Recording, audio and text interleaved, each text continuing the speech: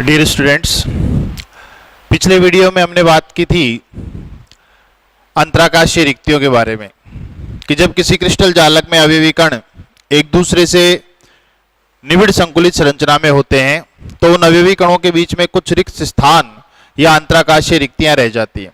ये रिक्तियां दो प्रकार की होती हैं, एक चतुष्फलकीय रिक्ति और एक अष्टफलकीय रिक्ति। तो पिछले वीडियो में हमने चतुष्फलकीय रिक्ति के बारे में बात की कि चतुष्फलकीय रिक्ति किस प्रकार बनती है, चतुष्फलकीय रिक्ति की त्रिज्या और अवयवी कण की त्रिज्या में जो संबंध था वो ज्ञात किया। आज हम बात करने जा रहे हैं अष्टफलकीय रिक्तियों के बारे में। तो देखिए, अष्टफलकीय रिक्तियों का निर्माण किस प्रकार होता है।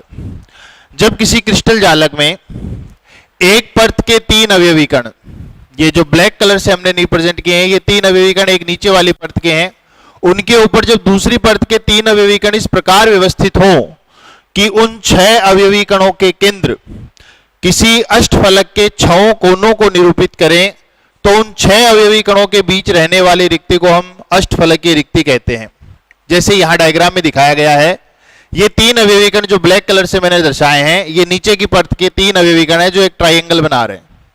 इसी प्रकार इनके ऊपर दूसरी परत के तीन अवयवी कण हैं जो भी एक त्रिकोणीय आकृति में व्यवस्थित हैं। यदि हम इन अवयवी कणों के बीच की बात करें तो यहां पर इन 6 अवयवी कणों के बीच में एक खाली जगह है। इसी रिक्ति को, इसी खाली जगह को हम कहते हैं ऑक्टाहेड्रल वॉइड, अष्टफलकीय रिक्ति। इस रिक्ति का नाम भी ऑक्टाहेड्रल इसलिए है क्योंकि ये रिक्ति 6 अवयवी कणों के बीच में बनती है। उन 6 अवयवी कणों के केंद्रों को मिलाने पर अष्टफलक बनता है। तो देखिए, जब इन 6 अवयवी कणों को हम दूर दूर करें एक दूसरे से और उनके केंद्रों को मिलाएं तो हम देखेंगे कि एक अष्टफलक की आकृति बनती है। और इस अष्टफलक की आकृति के बीच में जो खाली जगह, जो रिक्ति रह जाती है, उसे हम अष्टफलकीय रिक्ति कहते हैं। तो यहां पर ये जो बीच में खाली जगह या स्पेस रह जाएगा वो कहलाएगा अष्टफलकीय रिक्ति या ऑक्टाहेड्रल वॉइड। अब जैसे कि हमने बात की थी कि चतुष्फलकीय रिक्ति का आकार चतुष्फलकीय नहीं होता, वैसे ही अष्टफलकीय रिक्ति का आकार भी अष्टफलकीय नहीं होता। रिक्ति जो है वो अनियमित आकार की होती है, लेकिन उस रिक्ति के चारों ओर जो 6 अवयवी कण हैं, उन 6 अवयवी कणों के केंद्रों को मिलाने पर क्या बनता है, अष्टफलक बनता है। इसलिए इस रिक्ति का नाम अष्टफलकीय रिक्ति रखा गया है। अब हम बात करते हैं कि यदि ये अवयवी कण जो हैं वो आयनिक हो, मतलब कोई आयनिक क्रिस्टल हो, उस आयनिक क्रिस्टल में जहां हम ये अवयवी कण रख रहे हैं यहां ऋणायन हो, और तो इन 6 ऋणायनों के बीच में एक धनायन उपस्थित होगा। उस धनायन की अधिकतम त्रिज्या इन ऋणायनों के त्रिज्या के अनुपात में कितनी हो सकती है उसकी गणना भी हम कर सकते हैं। तो उसके लिए हम इस रिक्ति की त्रिज्या, यानी कि इस रिक्ति में आने वाले धनायन की त्रिज्या और इन अवयवी की त्रिज्या, यानी कि इन अवयवी कणों की जगह पर अगर ऋणायन हो तो उनकी त्रिज्या में संबंध निकाल सकते हैं, जैसा कि हमने चतुष्फलकीय रिक्ति में निकाला था। तो अब हम बात करते हैं अष्टफलकीय रिक्ति की त्रिज्या स्मॉल आर और अवयवी कण की त्रिज्या कैपिटल आर में संबंध। अगर हम इस डायग्राम को देखें तो ये 4 अवयवी कण जो हैं, इन चारों अवयवी कणों के केंद्र मिलकर के एक स्क्वायर या एक वर्ग बनाते हैं। यहां ये 4 अवयवी कण हैं। अगर हम इस डायग्राम को थोड़ा सा यूं झुका देंगे तो ये चारों एक ही तल में आ जाएंगे। उस स्थिति में इन चारों के जो केंद्र है वो मिलकर के एक वर्ग बनाते हैं, और उस वर्ग के बीच में जो खाली जगह रह जाती है वहां जो रिक्ति है वो आएगी। तो यहां इस डायग्राम में हमने इन चारों अवयवी कणों के केंद्रों को मिलाया तो एक वर्ग बना। ये जो वर्ग है, इस वर्ग को हम कह सकते हैं कि ये एक एकक कोष्ठिका का फलक है। अगर हम बात करें कि एक एकक कोष्ठिका हो तो ये एकक कोष्ठिका का फलक है, बाकी की एकक कोष्ठिका इसके पीछे की ओर हो गई। तो ये एक एकक कोष्ठिका का फलक है। तो यहां पर हम मानते हैं कि बिंदु A से C तक की जो दूरी है वो अगर हम बात करें तो वो होगी इस अवयवी कण की त्रिज्या प्लस इस अवयवी कण की त्रिज्या यानी कि 2 कैपिटल आर और रिक्ति के व्यास यानी कि 2 स्मॉल आर के बराबर। अगर यही डिस्टेंस हम ए के रूप में निकाल लें तो हम स्मॉल आर और कैपिटल आर दोनों में संबंध निकाल सकते हैं। तो उसके लिए सेम वही तरीका कि माना एकक कोष्ठिका के कोर की लंबाई एकक कोष्टिका के कोर की लंबाई हम मानते हैं स्मॉल ए, यानी कि ए से बी तक की जो डिस्टेंस है, ये एक फलक है, इस फलक की जो कोर है, जो भुजा है, जो कोष्टिका है, उसकी जो भुजा है उसकी लंबाई हम मान लेते हैं स्मॉल ए। अष्टफलकीय रिक्ति की त्रिज्या हमने मानी है स्मॉल आर, तो अष्टफलकीय रिक्ति की त्रिज्या is equals to small R. ये जो अष्टफलकीय रिक्ति है ये यहां बीच में, इसकी जो त्रिज्या है वो स्मॉल आर है, तो इसका व्यास हो जाएगा 2 स्मॉल आर। उसके बाद अवयवी कण की त्रिज्या, अवयवी कण की त्रिज्या, तो अवयवी कण की जो त्रिज्या है वो हमने मानी है कैपिटल आर।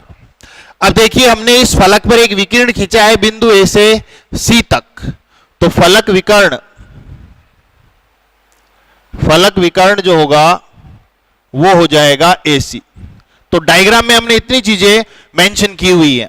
अब इस डायग्राम में अगर हम त्रिभुज ए बी और सी की बात करें तो त्रिभुज ए बी सी में हम AC का मान निकाल सकते हैं A के रूप में पाइथागोरस प्रमेय से।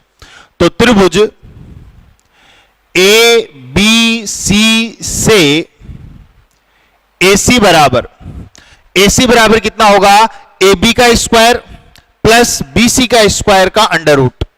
तो AC बराबर हो जाएगा अंडर रूट AB का स्क्वायर और प्लस BC का स्क्वायर। तो देखिए AB जो है वो कोष्टिका के कोर की लंबाई है A और BC भी क्या है, कोष्टिका के कोर की लंबाई A ही है, तो दोनों का मान A है। तो AC बराबर हो जाएगा under root small a square plus small a square. तो a square plus a square equals to 2a square, और 2a स्क्वायर का अगर अंडर रूट करेंगे तो ये हो जाएगा अंडर रूट 2a स्क्वायर। तो ये आएगा AC बराबर अंडर रूट 2 इंटू ए। AC का मान जो है वो अंडर रूट 2 इंटू ए आ गया। अब हमें पता है कि इस AC का मान जो है वो स्मॉल r, 2 स्मॉल r और 2 कैपिटल R के बराबर है, यानी कि A से C तक की जो दूरी है वो इन दो अवयवी कणों की त्रिज्याओं यानी कि 2 कैपिटल R और इस रिक्ति के व्यास यानी कि 2 स्मॉल r के योग के बराबर है। तो as we know AC is also equals to 2 capital R plus 2 small r। AC का जो मान है वो 2 कैपिटल R और 2 स्मॉल r के योग के बराबर है। तो AC के दो मान है आपके पास, एक तो AC बराबर 2 capital R plus 2 small r है और AC बराबर अंडर रूट 2 इंटू ए भी है। इसका मतलब ये दोनों वैल्यू बराबर है। सो 2 capital R plus 2 small r ये किसके बराबर हो जाएगा, अंडर रूट 2 इंटू ए के, ये अंडर रूट 2 इंटू ए के बराबर हो गया। इसी डायग्राम में अगर आप देखो तो जो A है, जो कोष्टिका के कोर की लंबाई है, वो ध्यान से देखिए ये दोनों कण एक दूसरे को टच कर रहे हैं।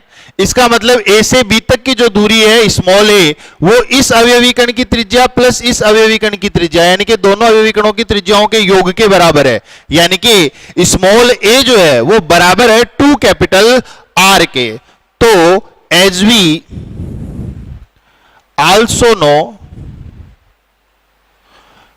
कि small a is equals to 2 capital R, small a जो है वो 2 कैपिटल R के बराबर है। तो ये a की वैल्यू अगर हम यहां पुट कर दें तो क्या हो जाएगा, 2 capital R plus 2 small r is equals to under root 2 into, अब इस a का मान हम रख सकते हैं 2 कैपिटल R, तो ये हो गया 2 कैपिटल R। यहां अगर हम 2 कॉमन ले लें तो ये हो जाएगा 2 capital R plus small r is equals to under root 2 into 2r। तो देखिए दोनों तरफ 2 है, तो इस 2 से ये 2 कैंसिल हो गया। तो capital R plus small r is equals to under root 2 into capital R। अगर इस कैपिटल R को हम इधर ले जाएं तो ये हो जाएगा small r is equals to under root 2 into r minus capital R। इन दोनों में अगर हम कैपिटल R को कॉमन ले लें तो स्मॉल r बराबर under root 2 minus 1 into capital R। Under root 2 का मान आपको पता होगा 1.414 माइनस 1 इंटू कैपिटल आर। 1.414 में से 1 को घटाएंगे तो बच जाएगा 0.414। तो स्मॉल आर बराबर 0.414 into capital R. It means small R upon capital R is equals to 0.414।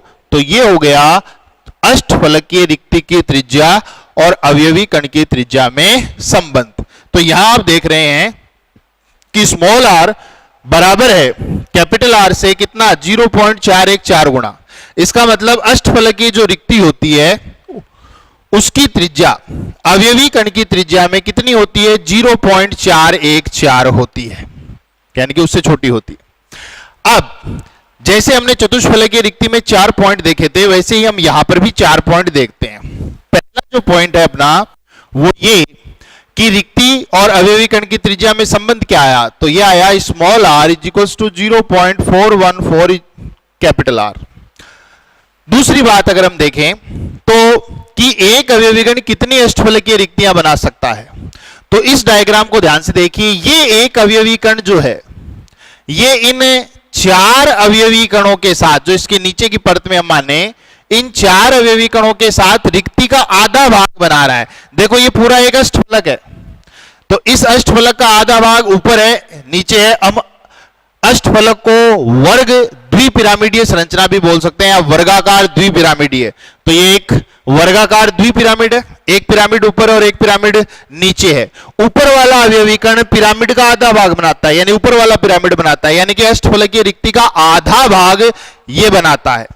तो जब ये एक अवयवी कण अपने से नीचे के 4 अवयवी कणों के साथ आधी अष्टफलकीय रिक्ति बनाएगा तो इस अवयवी कण के ऊपर भी तो और कण होंगे क्रिस्टल में, तो आधी रिक्ति वो ऊपर के 4 अवयवी कणों के साथ बनाएगा। कुल मिलाकर के एक अवयवी कण अपने से नीचे के 4 अवयवी कणों के साथ आधी अष्टफलकीय रिक्ति बनाता है और आधी अष्टफलकीय रिक्ति वो अपने से ऊपर के 4 अवयवी कणों के साथ बनाता है। तो इस प्रकार हम कह सकते हैं कि एक अवयवी कण जो है वो कुल मिलाकर के एक अष्टफलकीय रिक्ति का निर्माण करता है। इसका मतलब जो अष्टफलकीय रिक्तियां होती हैं, अष्टफलकीय रिक्ति इनकी जो संख्या है वो अवयवी कणों की संख्या के बराबर यानी कि n के बराबर होती है। यहां हम अवयवी कणों को n से दर्शा रहे हैं, ठीक है। जैसे आपसे पूछा जाए कि एफसीसी में अष्टफलकीय रिक्तियों की संख्या कितनी होगी, तो अष्टफलकीय रिक्तियों की संख्या एफसीसी में निकालने के लिए हमें पहले यह पता होना चाहिए कि एफसीसी में कुल अवयवी कण कितने होते हैं। तो पीछे के क्लासेस में हमने पढ़ा था कि एफसीसी में कुल अवयवी कण 4 होते हैं। तो यदि एफसीसी में कुल अवयवी कणों की संख्या 4 होती है तो अष्टफलकीय रिक्तियों की संख्या भी कितनी होगी, 4 ही होगी, अवयवी कणों की संख्या के बराबर होगी। तीसरी बात हम यहां ये कह रहे हैं कि अष्टफलकीय जो रिक्ति हमने बनाई है उसकी आकृति अष्टफलकीय नहीं होती है, आकृति उसकी अनियमित होती है। तो इसका नाम अष्टफलकीय इसलिए है कि जो अष्टफलकीय रिक्ति है उसके चारों ओर जो 6 अवयवी कण हैं जिनके बीच में वो अष्टफलकीय रिक्ति बनती है, उन 6 अवयवी कणों की जो ज्यामिति है वो अष्टफलकीय है। उन 6 अवयवी कणों के केंद्रों को मिलाने पर एक अष्टफलक का निर्माण होता है, इसलिए इस रिक्ति का नाम हमने अष्टफलकीय रिक्ति रखा है। और चौथी और आखिरी बात कि अष्टफलकीय रिक्ति की उपसह संयोजन संख्या कितनी होती है, तो हमने पढ़ा हुआ है कि उपसह संयोजन संख्या या समन्वय संख्या वो संख्या है कि किसी अवयवी कण को कितने अवयवी कण स्पर्श करते हैं। तो यहां बात हो रही है उपसह संयोजन संख्या किसकी, रिक्ति की। तो रिक्ति की उपसह संयोजन संख्या का मतलब ये हुआ कि वो रिक्ति कितने अवयवी कणों को स्पर्श करेगी या उस रिक्ति के चारों ओर कितने अवयवी कण है।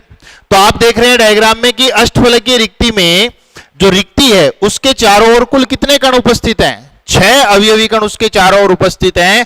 तो अष्टफलकीय रिक्ति जो है उसकी उपसह संयोजन संख्या जो है वो 6 हो जाएगी। तो ये आपके अष्टफलकीय रिक्ति और अष्टफलकीय रिक्ति की त्रिज्या और अवयवी कण की त्रिज्या में संबंध हुआ और उससे रिलेटेड हमने सारी बातें यहां पर डिस्कस की। अब ये रिक्तियों में हमें जो मेन बातें हैं जो याद रखनी है वो ये याद रखनी है कि पहली बात, अगर हमसे पूछा जाए टेट्राहेड्रल वॉइड कितने होते हैं,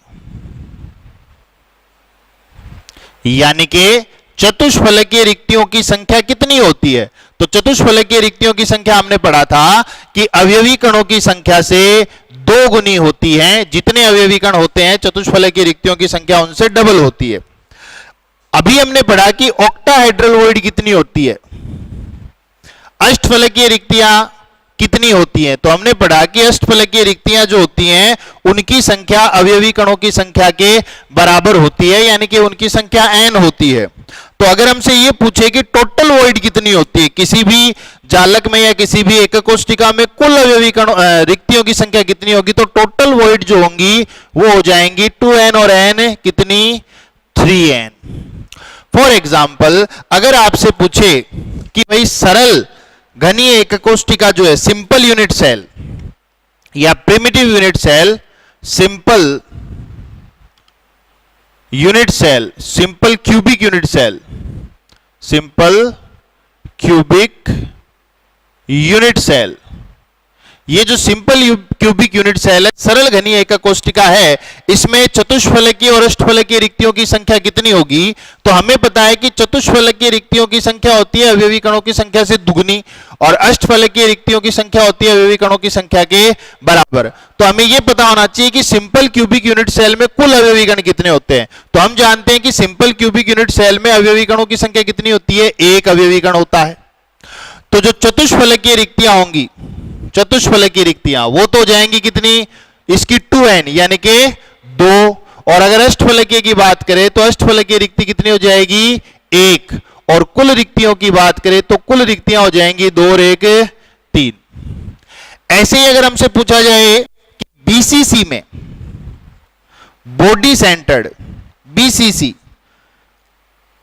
काय केंद्रित घनीय एकक कोष्ठिका में अवयवी चतुष्फलकीय और अष्टफलकीय रिक्तियों की संख्या कितनी होती है? तो हम जानते हैं कि बीसीसी जो है उसमें कुल अवयवी कणों की संख्या कितनी होती है, 2 होती है। बीसीसी में कुल अवयवी कण कितने होते हैं, 2। एक अवयवी कण तो होता है 8 कोनों को मिलाकर के 1/8 को, और एक उसके सेंटर में होता है। तो अगर हमसे पूछा जाए कि भाई इसमें चतुष्फलकीय रिक्तियां कितनी होंगी, तो इसमें जो चतुष्फलकीय रिक्तियां होंगी वो तो हो जाएंगी 2 की डबल यानी कि 2n यानी कि 4। और अगर हमसे पूछा जाए कि भाई इसमें अष्टफलकीय रिक्तियां कितनी होंगी, तो वो हो जाएंगी n यानी कि कितनी 2। और अगर पूछा जाए कि कुल रिक्तियां कितनी होंगी, तो वो हो जाएंगी आपके 4 और 2 6। इसी प्रकार अगर आपसे पूछा जाए कि भाई एफसीसी में कुल अवयवी कण अष्टफलकीय और चतुष्फलकीय रिक्तियां कितनी होती है, तो FCC face centred cubic unit cell, या इसको आप सीसीपी भी कह सकते हैं। एफसीसी और सीसीपी दोनों सेम होते हैं। एफसीसी या सीसीपी के बारे में पूछे तो हमें पता है कि एफसीसी या सीसीपी जो एकक कोष्ठिका होती है उसमें कुल अवयवी कणों की संख्या होती है 4। तो अगर कुल अवयवी कणों की संख्या 4 है तो उसमें जो चतुष्फलकीय रिक्तियां बनेंगी वो तो जाएंगी 2n यानी कि 4 की दुगनी यानी कि 8। अगर पूछा जाए अष्टफलकीय रिक्तियां कितनी हैं, तो वो जाएंगी n यानी कि 4। और अगर पूछा जाए कि भाई कुल रिक्तियां कितनी है, तो वो जाएंगी 3n यानी कि 12 या 8 और 4 12। लास्ट आपसे पूछ सकते हैं चौथी प्रकार की आपकी एचसीपी, षटकोणीय निबिड़ संकुलन में हमने पढ़ी थी एचसीपी एकक कोष्ठिका। तो हमने पढ़ा था कि एचसीपी एकक कोष्ठिका जो होती है उसमें कुल अवयवी कणों की संख्या होती है कितनी, 6। तो अगर कुल अवयवी कणों की संख्या 6 है तो चतुष्फलकीय रिक्तियों की संख्या हो जाएगी 2n यानी कि 6 की दुगनी यानी कि 12। और अष्टफलकीय रिक्तियों की संख्या हो जाएगी n यानी कि 6। और कुल अवयवी कुल रिक्तियों की संख्या हो जाएगी 3n यानी कि 6 18 या 12 और 6 18। तो इस प्रकार से इन रिक्तियों के बारे में आपसे क्वेश्चन किया जा सकता है। तो आपको हमेशा याद रखना है कि जो चतुष्फलकीय रिक्तियां होती है उनकी संख्या अवयवी कणों की संख्या से दुगनी होती है और अष्टफलकीय रिक्तियों की संख्या अवयवी कणों की संख्या के बराबर होती है और कुल रिक्तियों की संख्या अवयवी कणों की संख्या से 3 गुनी होती है। वीडियो को देखने के लिए धन्यवाद। चैनल को लाइक और सब्सक्राइब करना ना भूलें।